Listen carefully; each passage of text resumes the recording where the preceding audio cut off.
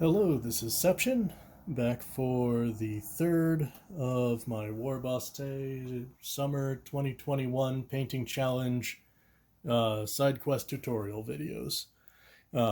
Last time we painted the rocky outcroppings on this Vampire Lord's base. Since then, I have painted all of her armor and the bats in her hair flat black using Games Workshop Abaddon Black. Um, the main thing we're going to be painting today is ghostly green colors on the face and the hair and the sword blade and the sigil on the shield. Um, that's a little bit messy, so we are going to need to touch up this black later, but getting all that flat black without messing up what we're going to paint today would be quite a pain. So I just wanted to get that kind of undercoat on there before we start working on this stuff.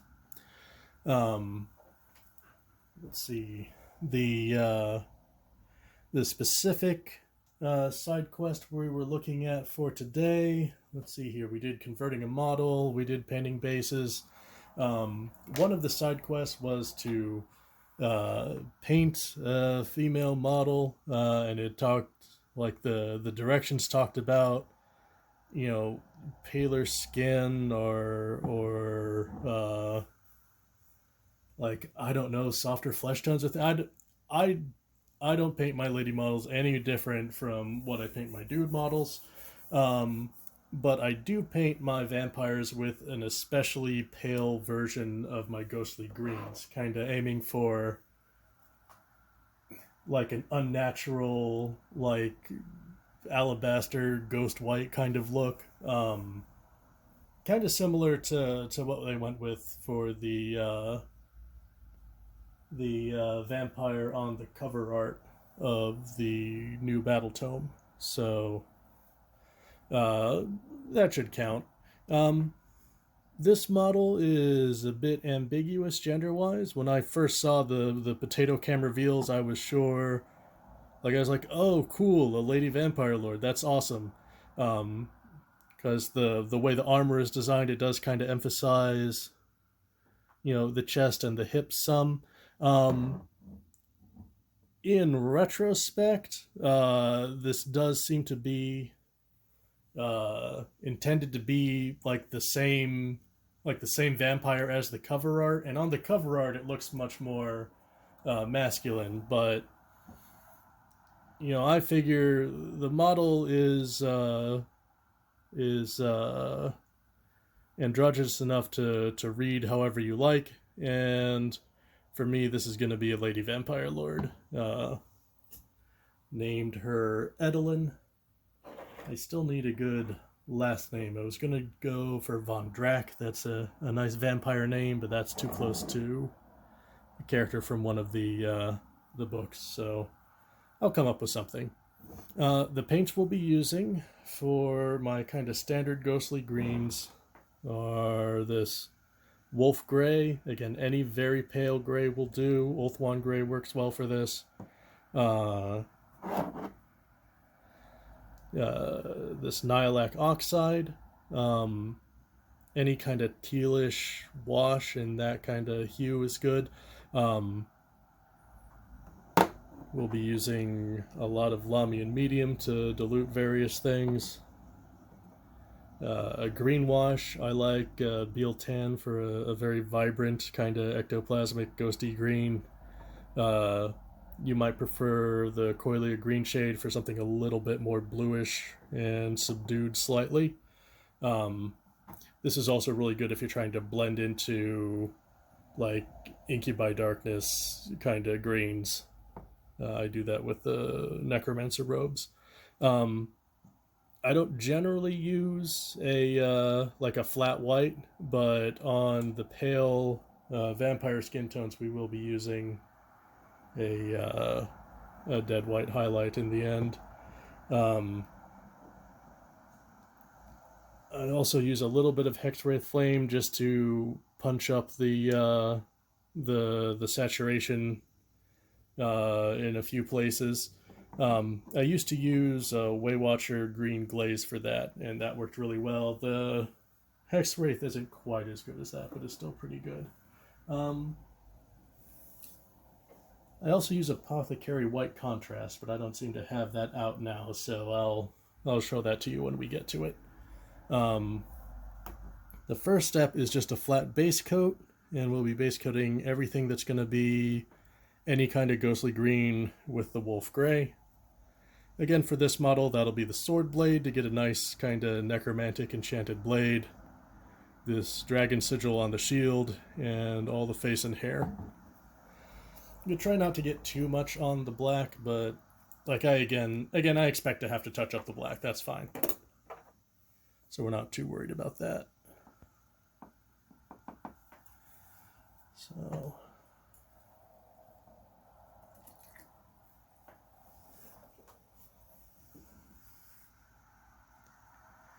and you might need a couple coats of this, especially kind of depending on what gray you use. If you're painting over a black undercoat and using Games Workshop grays, you might want to start with a Celestar gray first. And then move to your actual ghostly gray.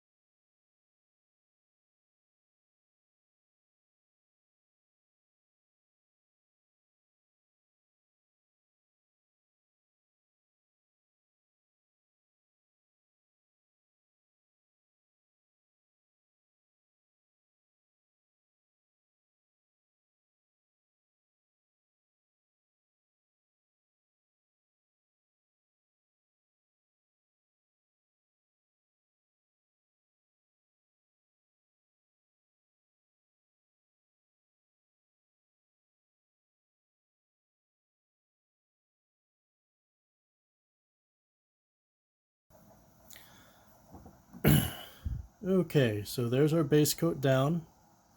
We're going to leave that a little bit of time to dry. You can see I did 2 coats. The beginning was dry enough to start a second coat by the time I finished the first. we'll see how that looks when it dries. I might even apply a third coat to some areas just to get a nice clean, kind of even coverage there. But let's see how that dries for now.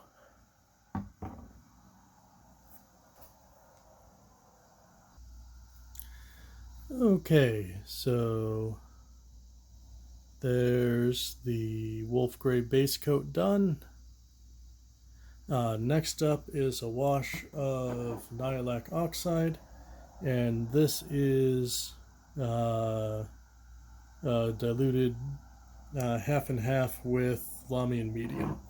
This is just mixed in the pot half and half. So nihilach does separate a lot, even just with itself, before mixing in any Lamian medium. So you're going to want to kind of shake up your pot pretty regularly between every model, or if you're working on a large model that's going to take a while, even part way through. So we're just going to kind of apply this all over everything. Or, well, not everything. Everything we painted with our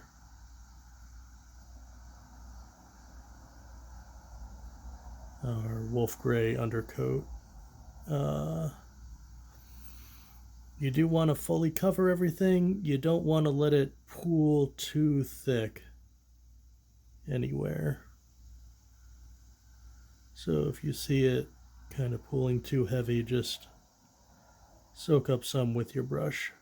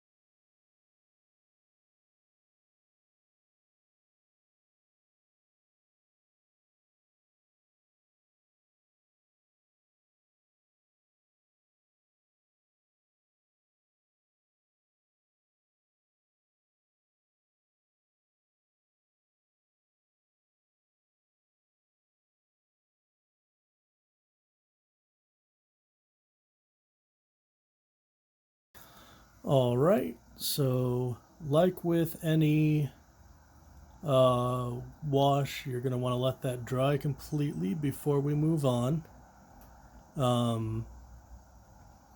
And also, like with any wash, you're going to want to avoid using any fancy, high quality natural hair brushes. Do stick to a cheaper synthetic brush. But you might want to kind of keep an eye on it as it dries. You can soak it up if it starts pooling heavy anywhere. We might get just a little bit more in that neck area.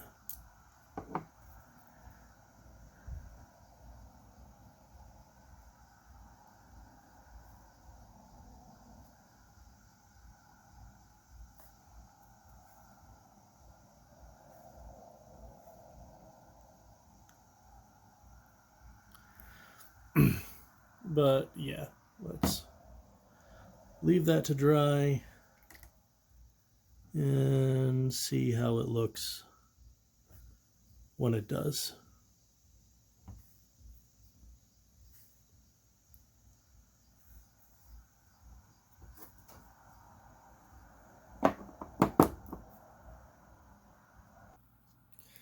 All right, so as you can see, lilac is dry, already getting a pretty nice bluish green sort of ghostly effect here.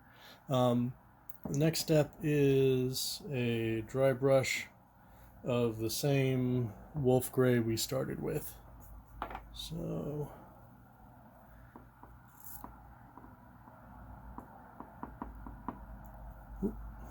way too much. Oh well.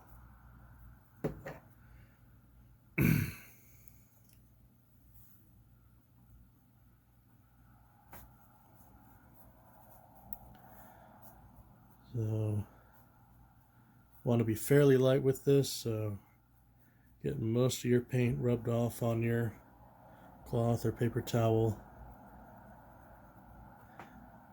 I like to test it on my thumb. It's a little strong even.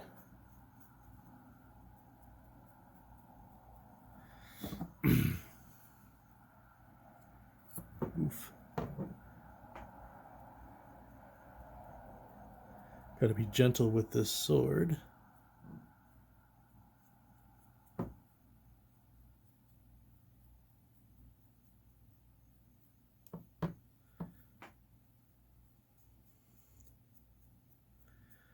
Now on the sword, I'm kind of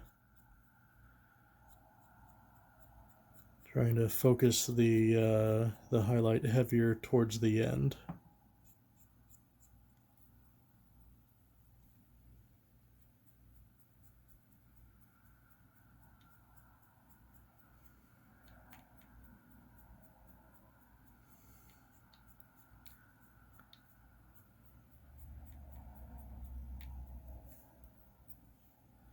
But in general, you want to be pretty gentle, or well, pretty light with both the highlights and the shading when going for any kind of ghostly effect. Stronger contrast makes things look less smoky, less ghostly. You can kind of think of looking at something through a fog. You get kind of the whole thing a bit washed out. Not as dark shadows, not as stark highlights.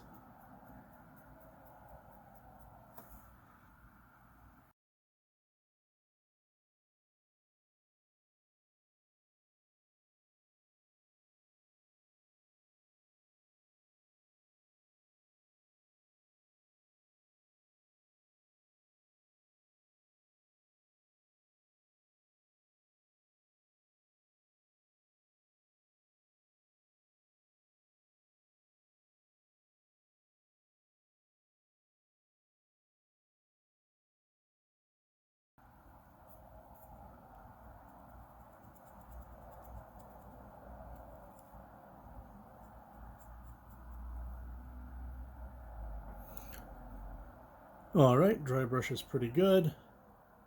I'm going to take a minute to clean up some of this paint.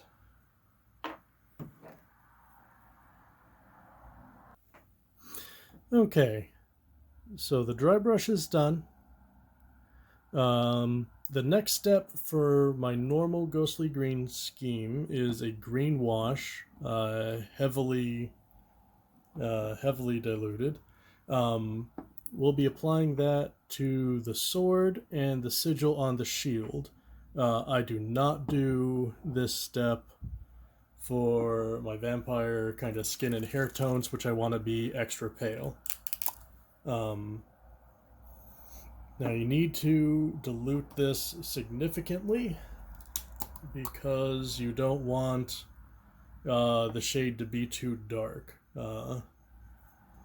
If your shade or your shadows are too dark, it won't look like a ghostly green. It'll just look green. So, like, I generally go like 3, 4, maybe even 5 parts medium. to a single part of the wash.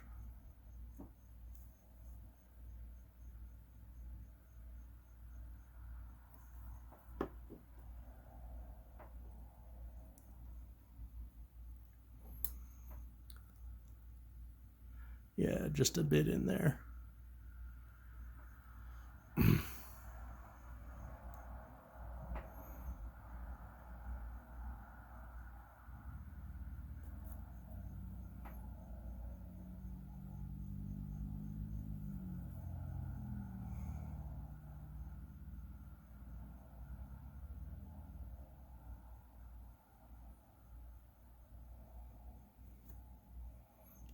A little bit of that kind of Ghostbusters ectoplasm feel to it. Again, you don't want too much to pool up anywhere. All right. That's a very short step, but as a wash, we are going to need to let that pretty much dry completely. And for the sword here, to the extent that it pools to one side or the other, I want it to collect closer to the hilt. So I'm going to use the magnetized base on here, or the bit of metal on here, pop a magnet down there, and I'm going to pop it on something sideways like that to let it dry, so that the hilt is pointing down here. And we'll take a look at that when it's dry.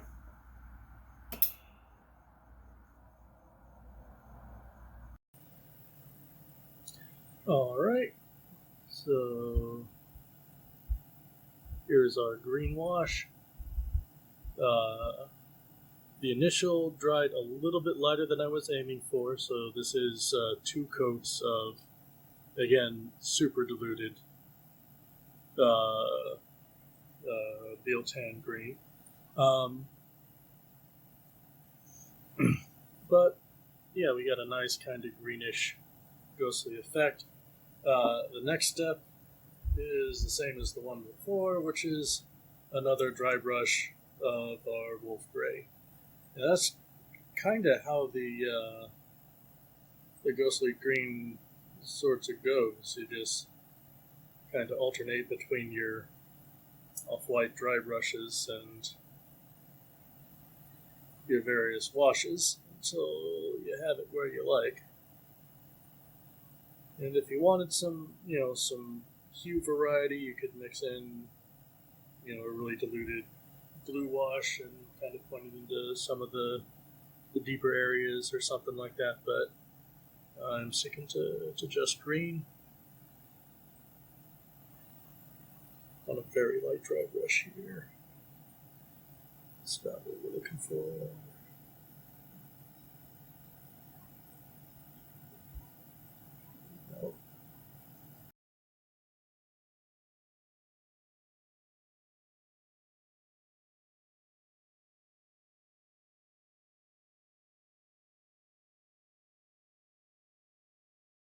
And that about does it for a normal ghostly green scheme. Like the typical variation I do for like skeleton bones and ghostly, night haunt cloaks and that sort of thing. One thing I do sometimes add, just for a bit of extra saturation or to help a couple bits pop, is some Hexwraith Flame. On zombies and direwolves, I'll kind of slather Hexwraith Flame in like the open wounds and exposed organs, almost like you'd use like a blood effect. Even kind of splatter some on the ground as like dripping slime or ectoplasm. So that's with kind of full strength. We use just a little bit here. Find my Lamian medium to punch up the sword a little bit, and depending on how that looks, maybe the sigil as well. So.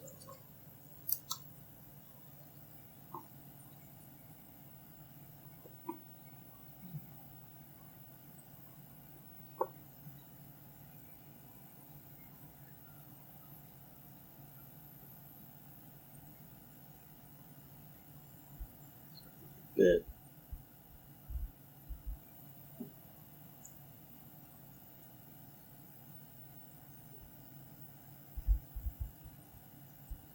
Maybe a bit stronger than that.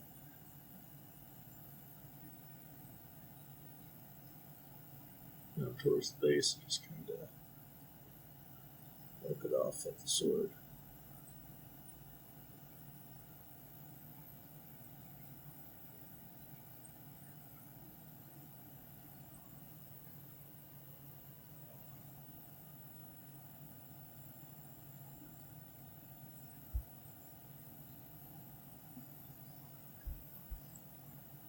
And sure, let's do some of this over here.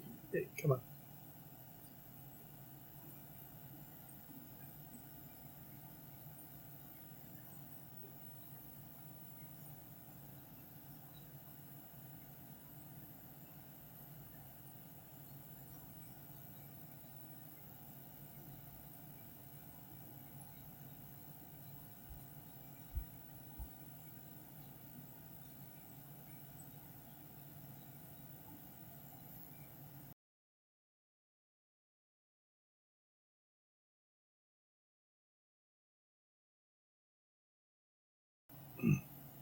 And we'll let that dry, again sitting on the side,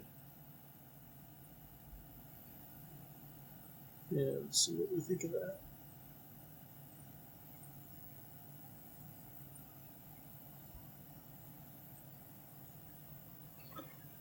We'll be back when that's dry.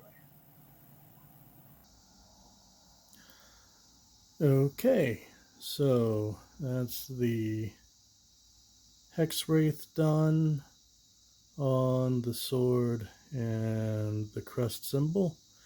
And that is my normal kind of ghostly green method all the way through. For the vampire's face, for the hair, normally for that kind of white hair, I would use some apothecary white contrast paint, kind of mixed 50-50 with contrast medium, to get kind of a more gray white. And then I would use some kind of mixed down Corellia green shade to pick out some bits in there. That's how I did the fur on this Vargskir here. But looking at the vampire here, I actually really like how just the Nylak and the wolf gray is turned out here. So, you know, one of my weaknesses is knowing when to say, hey, that's good, stop there.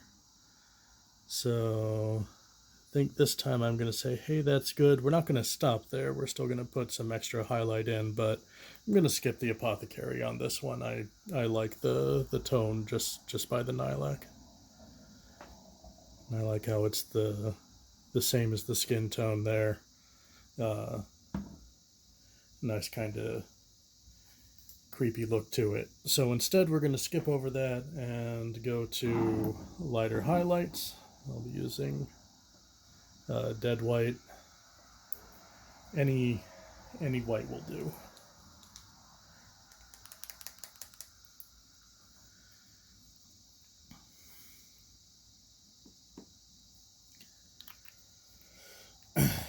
So since we have that really nice Nylak shading going, want to be really careful with this. I'll try and keep it in frame, but no promises at all for this step.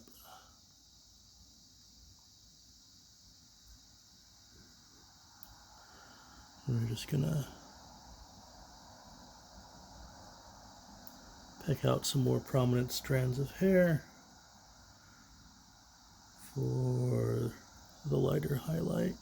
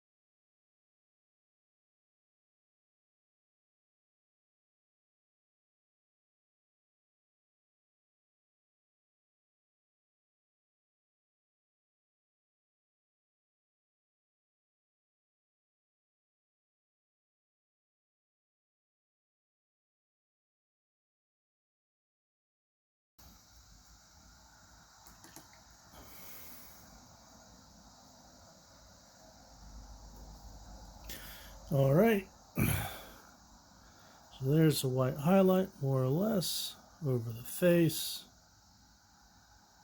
and the hair. More the front than the back, but you know, the back's the back. It's a little stark, so I might try and smooth over some of the edges with a bit more lilac.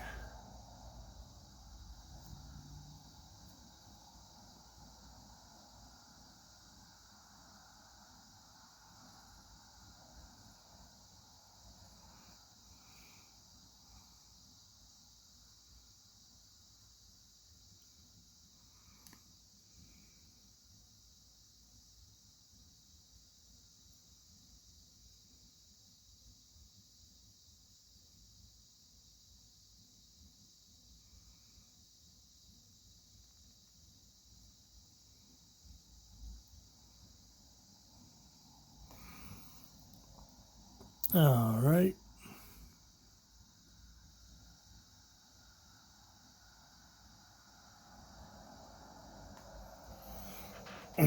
I'm pretty happy with that. When that dries, we'll take a look at that again and see if there's anything else I want to do with that, but I'm honestly pretty happy there. So, we'll see. Okay, so there we are.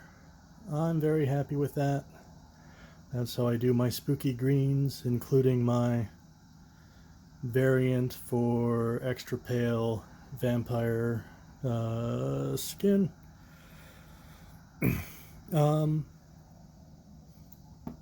Actually, we might do just a tiny bit more.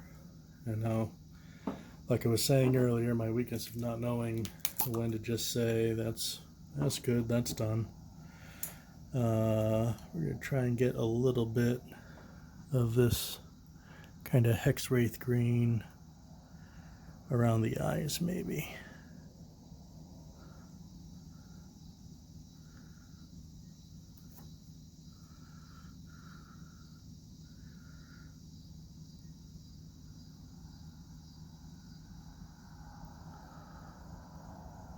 Just fill the whole kind of eye socket area. Bit of a glowy effect.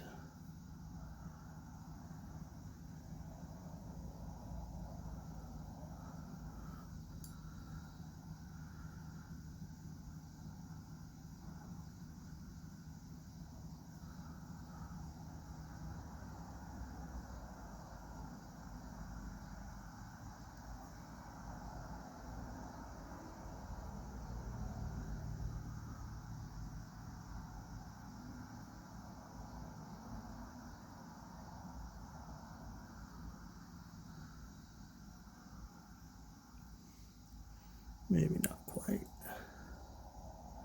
that much.